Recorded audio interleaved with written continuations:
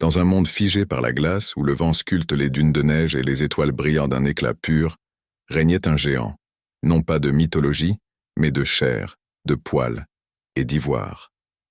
Nous plongeons aujourd'hui dans l'épopée d'un colosse de l'âge de glace, le mammouth laineux. Il y a 40 000 ans, la Terre n'était pas comme nous la connaissons.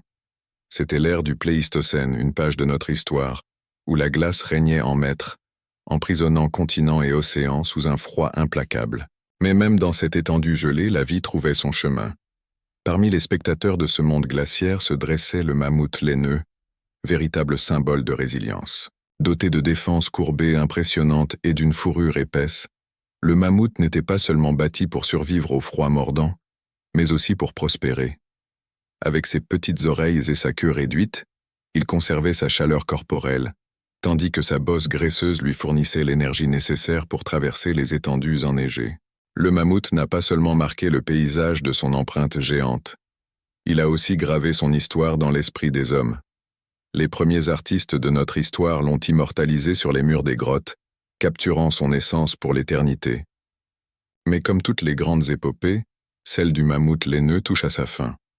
Le climat de la Terre, dans un balai incessant, se réchauffe. Les forêts prennent la place de la steppe, et avec elle, le monde que le mammouth connaissait disparaît.